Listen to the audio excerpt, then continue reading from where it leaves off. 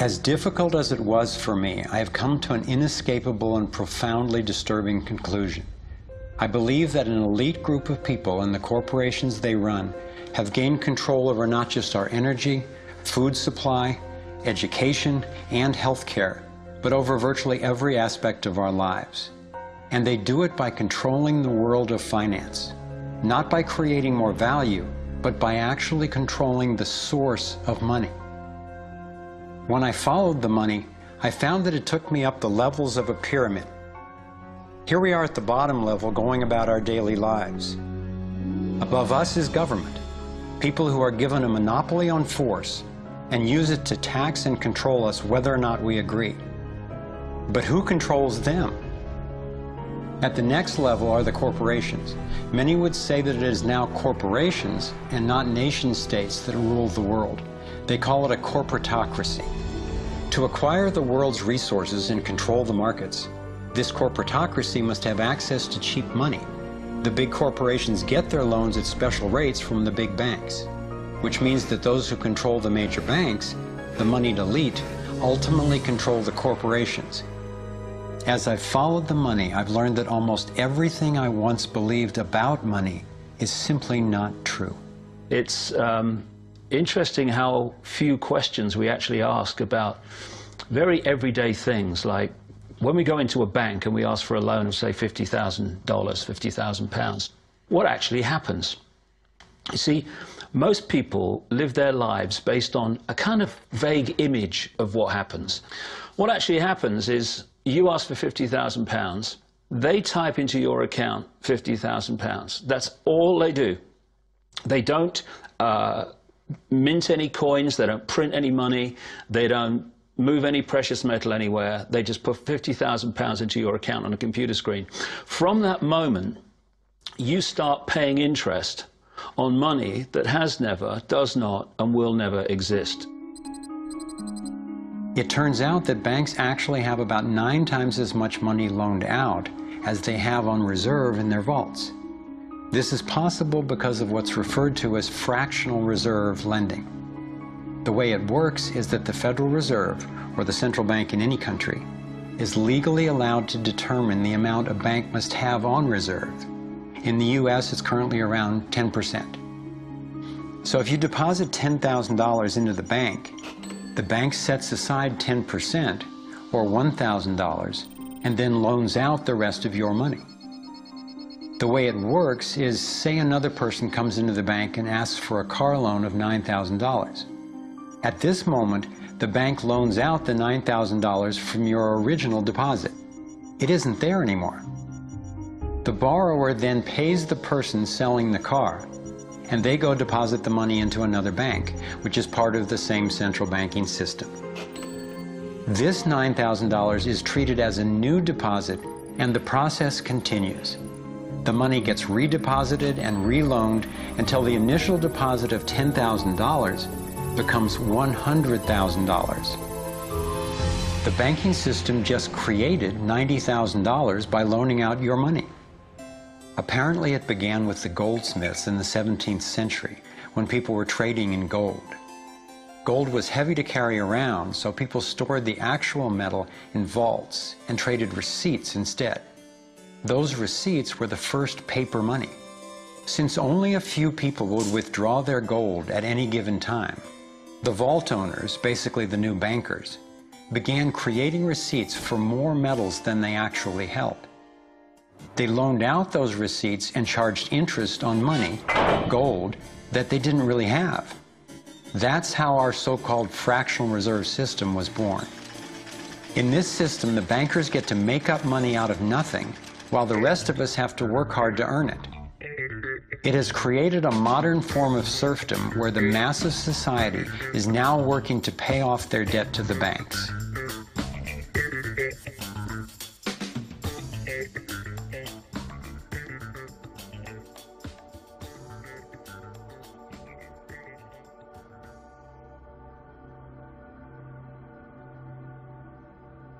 Under this fractional reserve scheme, we inevitably become debt slaves to a ruling class of financial elite, not because they are better or smarter than anyone else, but because they have rigged the system to benefit themselves at the expense of most people on the planet. Catherine Austin Fitts is an expert on this issue. She was an Assistant Secretary of Housing and Urban Development under President George Bush Sr., and then an advisor to the Clinton administration. Let's set up a game of Monopoly and you want to buy Park Place. What I can continually do is just print money, give myself more money, lower the value of your money by printing more. No matter how hardworking you are or how successful you are, I can always end up buying you for free.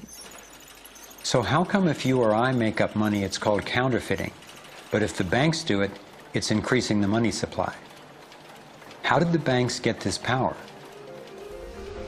This is Jekyll Island, where in 1910, representatives from the Rockefellers, Rothschilds, Morgans, and other private bankers gathered secretly to draft the legislation that would create the Federal Reserve.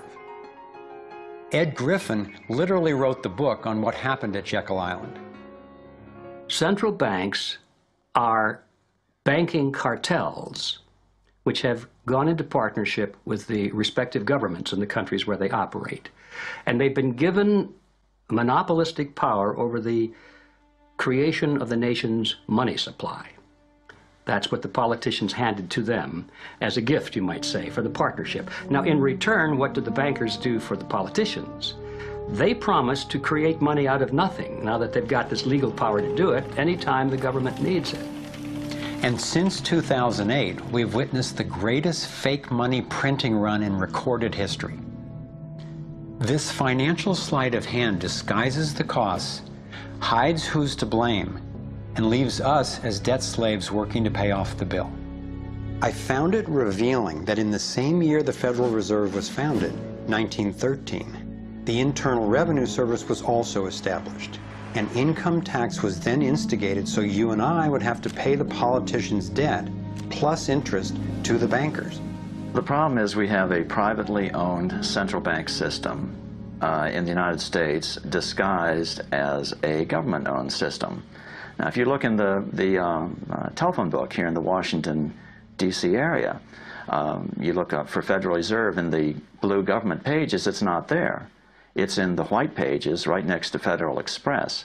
It's a privately owned central bank. What is the proper relationship, what should be the proper relationship between a chairman of the Fed and a president of the United States? Well, first of all, the Federal Reserve is an independent agency, and that means basically that there is no other agency of government which can overrule actions that we take.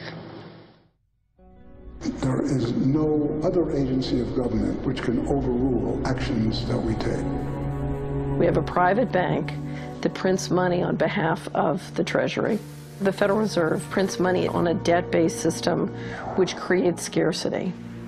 But it puts a group of insiders in a position of having access to all the data about the economy when we don't. So you have a small group of bankers who understand the data on how the money works in the economy, and it gives them the ability to print money in a way that the insiders are protected and everybody else is drained. Catherine went on to compare a healthy economy to a vibrant torus, balanced, freely flowing, and energized throughout, in contrast to what's happening in our current economy. What you have is a system that's very dynamic, and it's trying to optimize. But intertwined in the core of it, you have a tapeworm. The way a tapeworm works in your body is it injects a chemical into your body that makes you crave what's good for the tapeworm and bad for you. You have a parasite that's very much manipulating and engorging itself at the expense of the whole. We live in a tapeworm economy where the financial elite are the tapeworm and they're feeding on us. And they don't like it when people blow their cover. After Catherine began exposing government corruption at the highest levels, the FBI raided her company and seized its assets.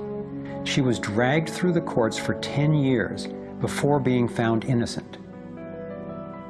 So we've got the Federal Reserve, a privately owned corporation with a monopoly on creating money, but with no accountability, backed up by a government with a monopoly on force. The country got sold on the Fed as an institution that would help stabilize the economy and remain independent of politics.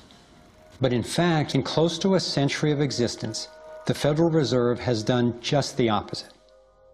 Since they took charge, we've been robbed through inflation, and the purchasing power of the dollar has declined more than 96%. And the wealth gap makes it clear most of the money is going to a very few. Only 16 years after the Federal Reserve was in power, America experienced the Great Depression. My research revealed that before the big crash in 1929, the elite bankers pulled their money out of the stock market. After the crash, they used that money to buy up cheap stocks and smaller failing banks for pennies on the dollar. Among the bankers who consolidated their wealth this way were the Rothschilds, Rockefellers, and Morgans. A similar scenario played out in the 2008 financial collapse, with the same bankers benefiting. In the years leading up to the collapse, the biggest banks, including Bank of America, Citigroup, and Chase, controlled by the Rothschilds, Rockefellers, and Morgans, were bundling and trading bad loans that they knew would eventually fail. It's like putting rotten oranges in a box and selling them as grade AAA. The bundlers of the debt knew it was only a matter of time before someone would open that box and see that the content was worthless, since they were the ones who packed the boxes in the first place. When the rotten oranges, what we hear about as unsound loans, derivatives, and credit default swaps, were finally discovered, everyone was impacted. People lost their homes, their jobs, their businesses, and their retirements.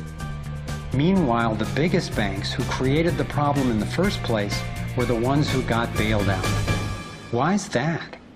Why would the Federal Reserve give trillions to the banks, even though the majority of Americans were against bailing them out?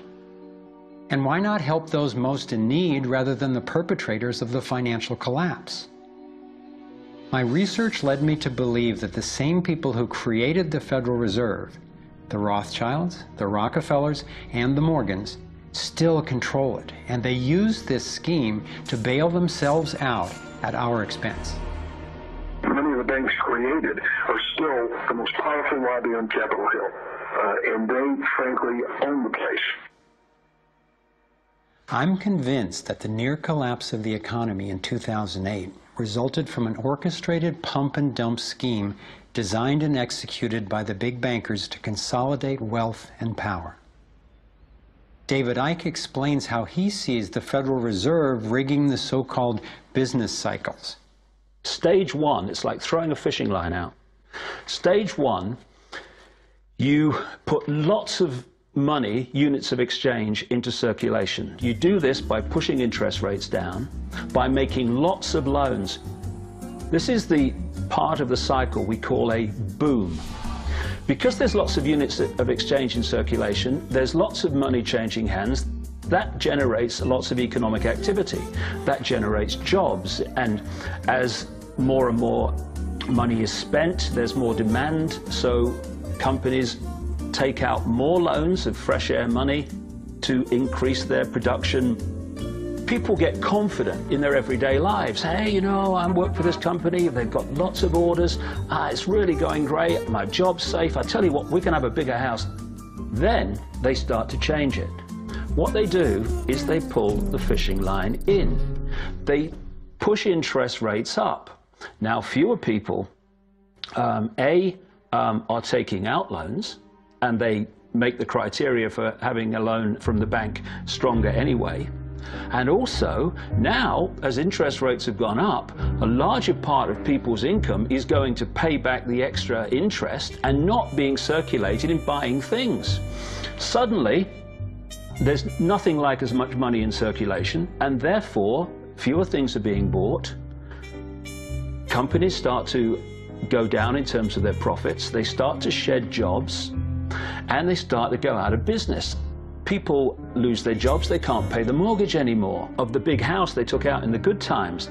Now what the banks are doing is starting to reel the fishing line in, because as they go bankrupt, companies and individuals, the banks get the real wealth, the property, the land, the resources that they had signed to them for lending merely figures on a screen. Now this economic cycle of fishing line out, fishing line back, lots of units in circulation, pull them in, has been going on for centuries.